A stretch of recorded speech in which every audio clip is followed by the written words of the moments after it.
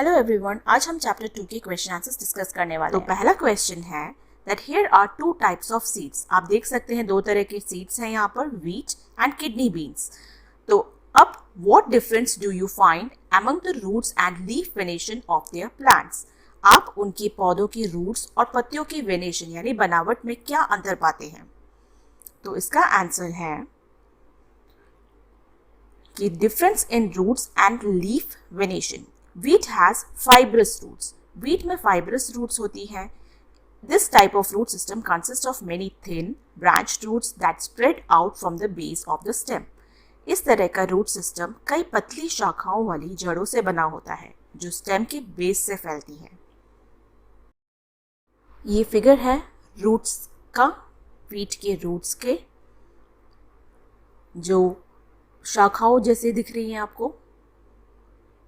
अब leaf venation. Wheat leaves exhibit parallel venation.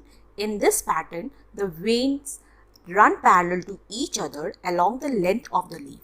Wheat के leaves में parallel venation होती है।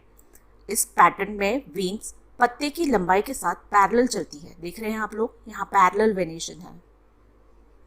Kidney beans. Kidney beans की roots में tap root system होता है। इसमें एक मेन रूट होती है, this consist of one main root that grows vertically downward with smaller side roots branching off from it. इसमें एक मेन रूट होती है जो कि वर्टिकली नीचे की तरफ बढ़ती है और इससे छोटी साइड रूट्स निकलती है। अब आप इसका फिगर डायग्राम देख लीजिए, जिसे आप मेन रूट देख सकते हैं और उसके साइड में स्मॉल छोटे छोटे रूट्स दिख रहे हैं। अब इसके लीफ वेनेशन, किडनी बीन्स की leaf venation, kidney bean leaves exhibit reticulate venation. This pattern forms a network of veins that branch out from the central midrib and spread across the leaf. Kidney bean के leaf में reticulate venation होती है। इस pattern में veins एक central midrib, यहाँ देख सकते हैं आप, central midrib है, से निकलकर पत्ते के across network की तरफ है। Next question है, names of some animals are given below.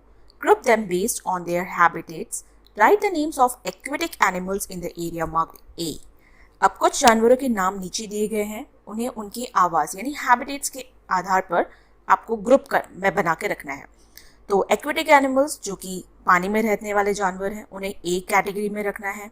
Terrestrial animal जो कि लैंड में रहते हैं, स्थल में रहते हैं, उन्हें बी कैटेगरी में। और सी यानी कि जो जानवर दोनों आवाज़ यानी दोनों ही एक्वेटिक और टेरेस्ट्रियल में रहते हैं, उनमें रखना है।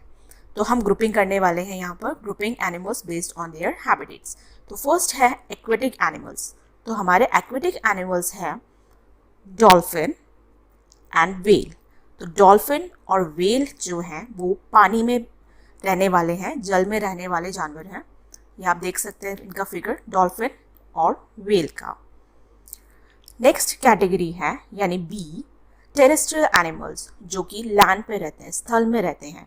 तो वो एनिमल्स हैं horse, sheep, squirrel, pigeon, earthworm. ये आपके इसके फिगर भी देख सकते हैं, ये इस तरह से दिखते हैं। ये आपको लैंड में मिलते हैं यानी स्थल में रहने वाले जानवर।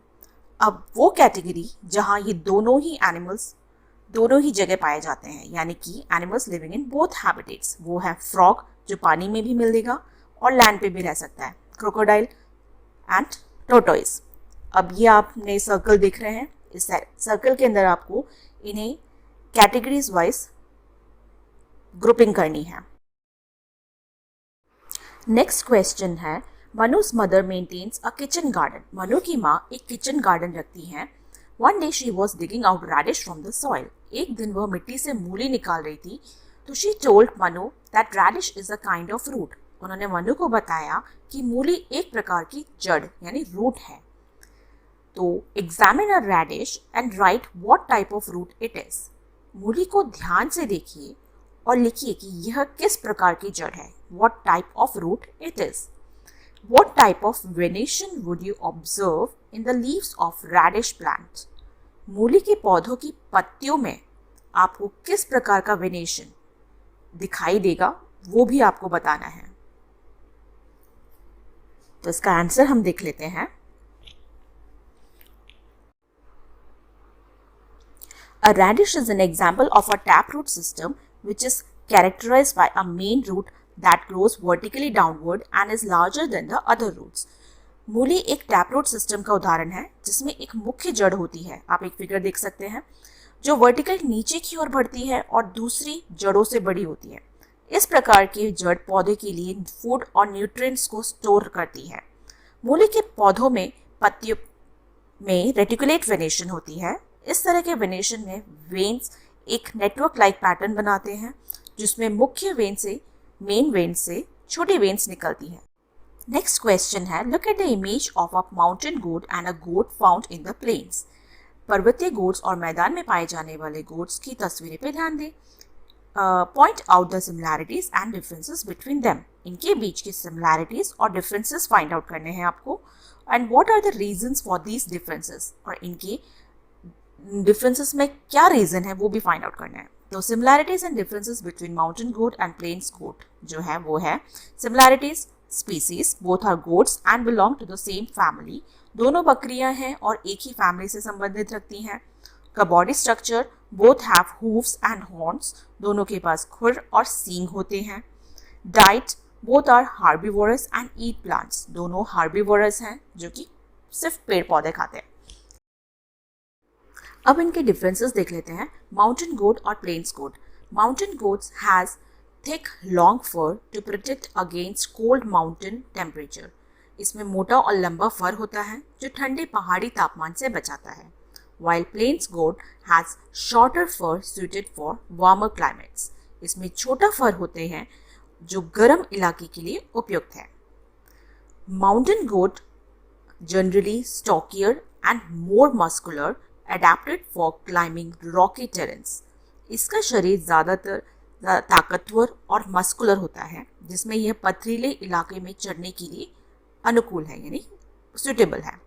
जबकि प्लेन्स गोट जो होते हैं वो linear build suitable for flat open areas. इसका शरीर पतला और खुली होती है, सपाट जगह यानी प्लेन सरफेस पर फ्लैट सरफेस के लिए सुटेबल है। Specialized hooves with rough texture for better grip on rocky surface. Mountain goat जो है इसमें खुर खास तरह के होते हैं जो पथरीले इलाके पर बेहतर पकड़ प्रदान करते हैं। जबकि प्लेन्स गोट की जो हूव्स होते हैं वो more suited for walking on flat grassy lands. इसके खुर फ्लैट और ग्रासी लैंड्स पर चलने के लिए बेहतर होते हैं। Mountain goats often have curved sharp horns for defence. उनके जो सींग होते हैं अक्सर मुड़े होते हैं और नुकीले होते हैं, शार्प होते हैं, जो सुरक्षा के लिए होते हैं। जबकि प्लेन गोट्स के जो हॉर्न्स होते हैं can vary but are usually less pronounced than those of mountain goats. इसके जो सींग होते हैं आमतौर पर छोटे होते हैं और माउंटेन गोट से कम नुकीले होते हैं। Mountain goat needs thick fur and strong muscles to live in the cold rocky mountains. इसे ठंडे पथरीले पहाड़ों में जीने के लिए मोटे फर और मजबूत मांसपेशियों की जरूरत होती है। जबकि plain goats lives in warmer flat areas, so it has shorter fur and a body shape good for walking on grass। यह गर्म सपाट इलाकों में रहता है इसलिए इसका फर छोटा और शरीर ग्रास में चलने के लिए उपयुक्त होता है। Mountain goat uses its strong build and sharp horns to defend against predators in the mountains। ये अपने मजबूत शरीर और तेज सींगों का इस्तेमाल पहाड़ों में शिकारियों से बचने के लिए करता है। जबकि plain goat relies on being fast and agile to escape from predators on the plains. यह अपनी तेजी और एजिबिलिटी पर निर्भर करता है कि प्लेन्स में शिकारियों से बचने के लिए, यानी वो भाग जाता है। तो ये थे पहले के 4 क्वेश्चन। नेक्स्ट क्वेश्चंस को मैं नेक्स्ट वीडियो में आपके साथ एक्सप्लेन करूंगी। Thanks for watching. For more videos please subscribe.